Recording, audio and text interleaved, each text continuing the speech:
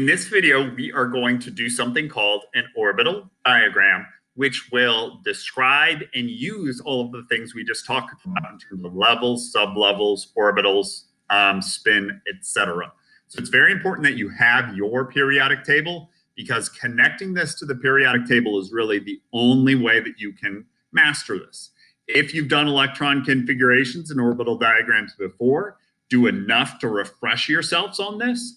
But many of us, it's been long enough, or we maybe never have done these and don't really know what's coming up.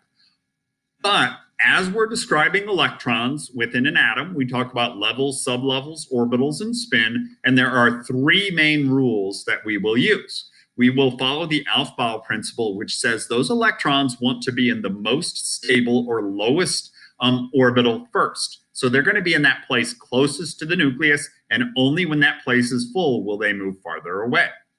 We're going to use the Polyexclusion Principle, which is where the idea that each of those orbitals, whether it was the S, P, D, F, any of those colors there, can only hold 2 electrons. Electrons repel one another, and even though they're attracted in by the nucleus, they'll still want to spread out as much as possible. So that's why that orbital kind of maxes out with 2. Hund's rule talks about once we get to an energy level and a sublevel that has multiple orbitals, because those electrons repel one another, they end up spreading out before they double up. They minimize the repulsions between them, and that phrase is underlined because that comes back a lot as we talk about properties.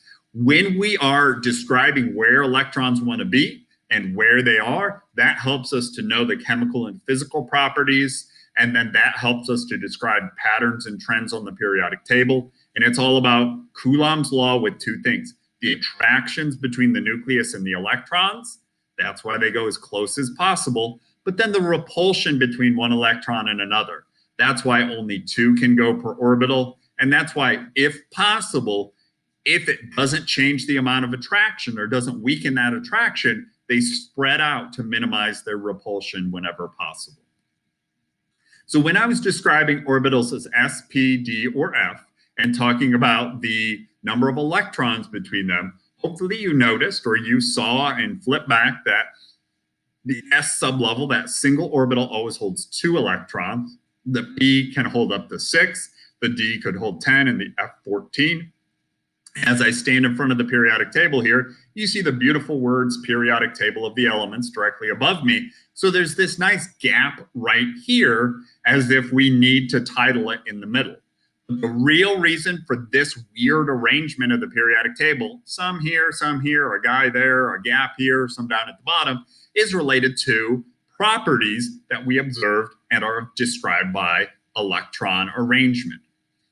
Elements that have electrons that are filling up, they fill that level 1 before level 2. They fill the level 1 sublevel before the any sublevels on level 2.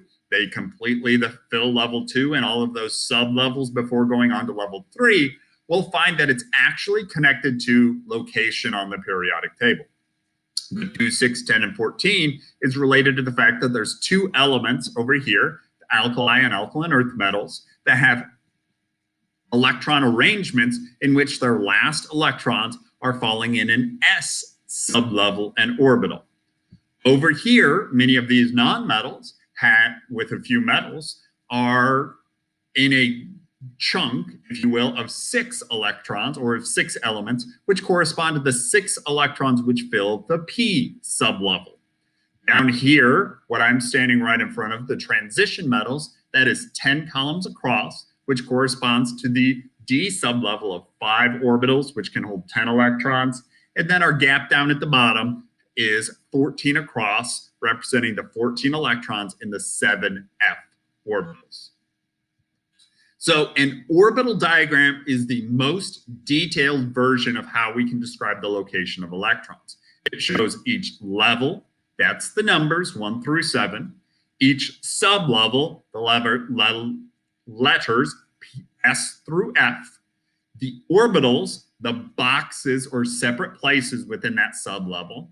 And the electrons, the individual arrows representing each of the electrons an element has. So phosphorus has 15 electrons, so we need to follow these three rules and put them in levels, sublevels, and orbitals from the bottom up until all 15 have a home. We start by filling level 1. Level 1 is the smallest. It only has one sublevel. The sublevel that it has is S, which has a single orbital, which is why there's one box. 2 electrons can fit in there. 1, 2. When we go to level 2, it has 2 sublevels, S sublevel and P sublevel.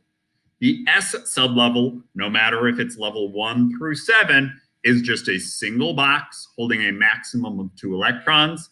The P sublevel, no matter if it's level 2 through 7, is 3 boxes holding up to 6 electrons. Well, when we've done that, we've placed 2, 4, 6, 8, 10 electrons and still have 5 more to go. The next electrons go to level 3.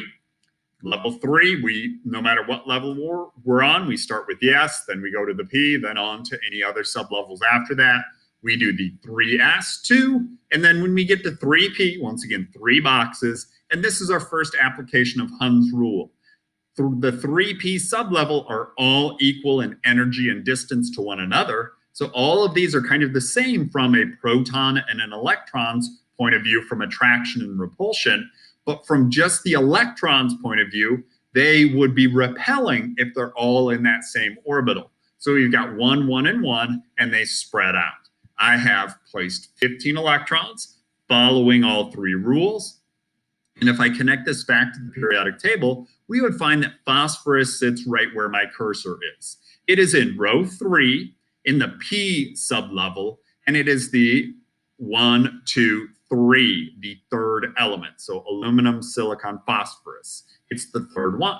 That connects with the idea that we're in the 3P section or sublevel or 3P orbitals, and we have been able to place 1, 2, 3 electrons there. So not only is the periodic table connected in terms of this, but it directly shows us location of the outermost energy levels and orbitals and sublevels that are used. It also gives us indication of the order in which we fill them.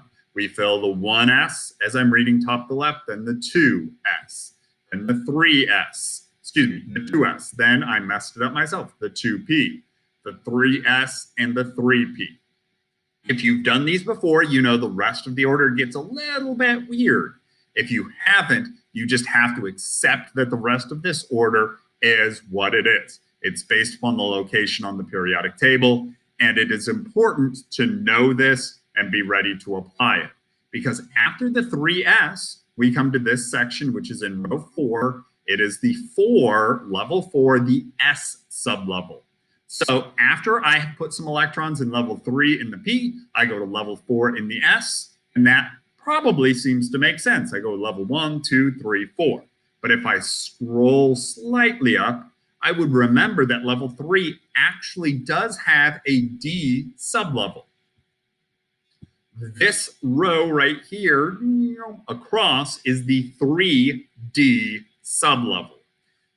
Even though it's in row 4, the first level that has a D sublevel is level 3, and the 4S and 3D sublevels are super close in energy.